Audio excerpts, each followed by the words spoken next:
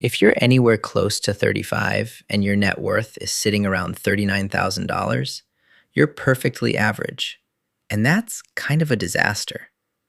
That's the median net worth for households under 35 right now in 2026, according to Federal Reserve data. Now compare that to the next age bracket, 35 to 44, where median net worth jumps to about $135,000. That's not a gradual climb, that's a canyon. And it reveals something most financial advice completely glosses over. The assets you own in your 20s and early 30s aren't just about having money. They're about creating the machinery that makes that jump possible. Most people think they're behind because they haven't bought enough index funds or maxed out their Roth IRA every single year.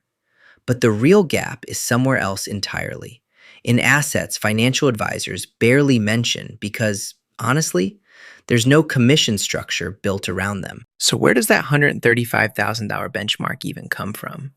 Well, if you're earning the median salary for someone in their mid-30s, which is around $65,000 a year, the conventional wisdom says you should have twice your annual salary saved by the time you hit 35. That puts the target at $130,000. Not in your checking account, obviously, but total net worth, retirement accounts, emergency savings, equity and assets, minus debt. And if you're starting to sweat because you're nowhere near that number, you're not alone. Most people aren't. But instead of just saying save more, which is useless advice when you're already stretched thin, I want to walk through 5 specific assets that close that gap more effectively than just dumping extra money into a target date fund and hoping compound interest saves you. Some of these are financial, some aren't, and at least one is going to feel uncomfortable to talk about. First asset, tax-advantaged retirement accounts, but not for the reason you think. Everyone knows about 401ks and IRAs, but what most people don't internalize is that you're not buying stocks or bonds when you contribute to these accounts. You're buying time. Specifically, you're buying decades of tax-free or tax-deferred compounding that you can't get anywhere else. In 2026, you can put $24,500 into your 401k if you're under 50, and another $7,500 into an IRA. That's $32,000 a year of contributions that grow without getting taxed every April. Most people in their 20s skip this because they're focused on paying off student loans or saving for a house. And I get it, liquidity matters. But if your employer offers any kind of match on your 401k and you're not contributing enough to capture it, you're literally turning down free money. Not hyperbole, actually free. Now, should you go traditional or Roth? This is where people get stuck in analysis paralysis. So here's the short version. If you're young and your tax bracket is relatively low right now, Roth accounts are probably better because you pay taxes now at a lower rate and withdraw everything tax-free later. But if you're already earning decent money and expect your income to drop in retirement, traditional accounts let you defer taxes until you're in a lower bracket. Honestly, for most people under 35, Roth makes more sense because your earning power is still climbing and you've got decades for that money to grow tax-free. T. Rowe Price analysis shows you should have about 11 times your ending salary saved by the time you retire, which sounds insane until you realize that most of that multiplication happens in the last 15 years because of compounding. But only if you start early enough to let time do the work. Second asset, and this one doesn't show up on any balance sheet, your career equity. I'm not talking about stock options or profit sharing.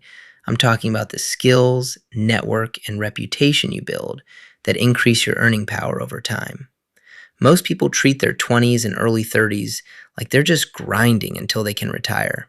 But those years are when you have the most energy and the least responsibility, which makes it the best time to take calculated career risks that pay off later.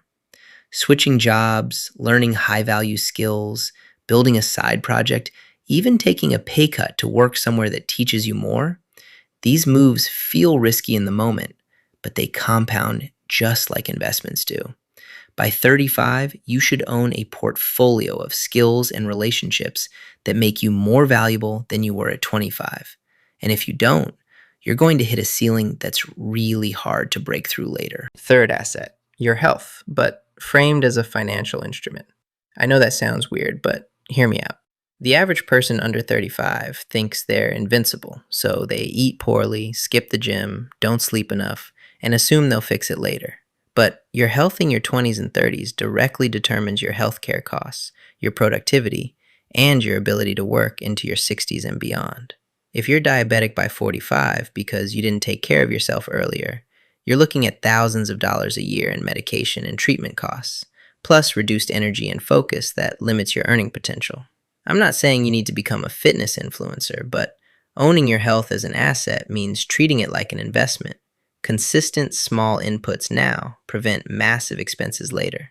And unlike a 401k, you can't just throw money at this problem when you're 50 and expect it to fix itself.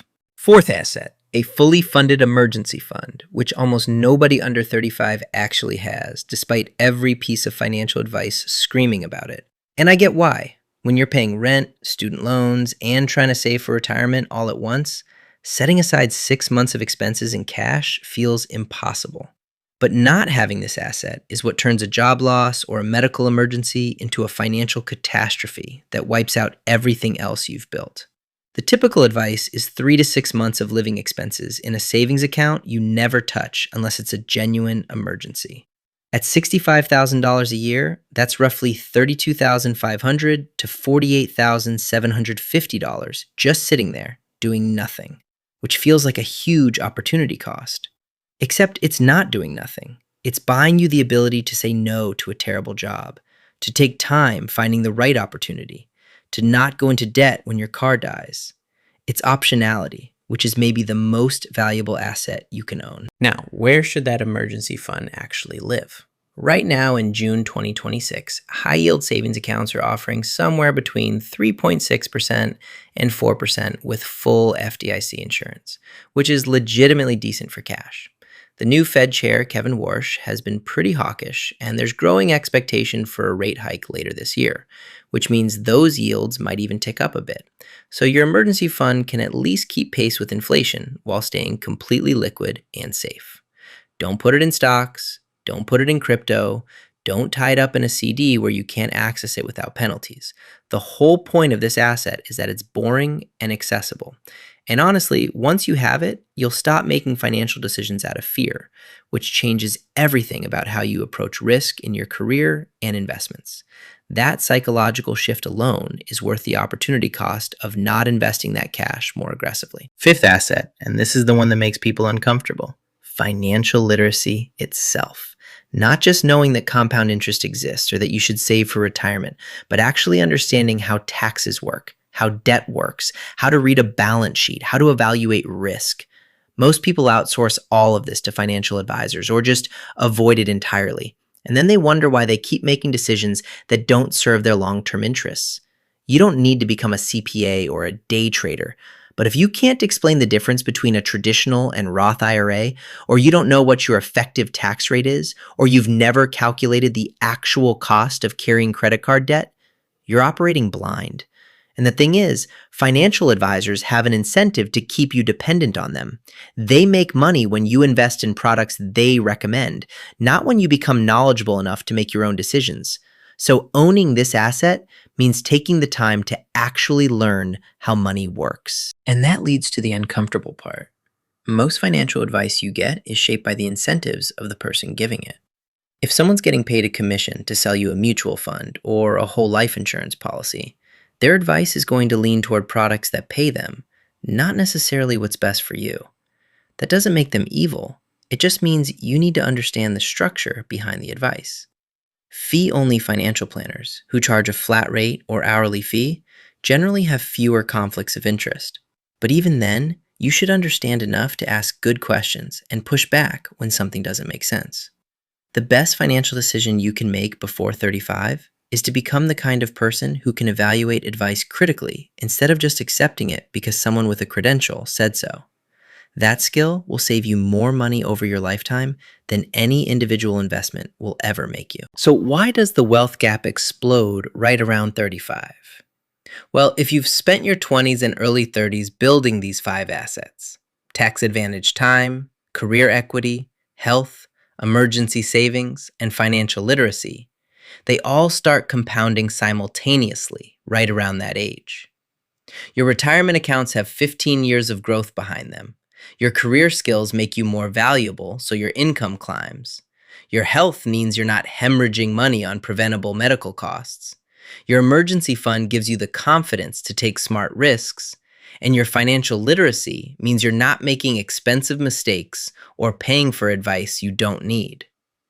But if you've skipped these assets and just focused on trying to pick the right stocks or timing the market, you hit 35 with maybe some gains in a brokerage account, but none of the infrastructure that makes wealth sustainable.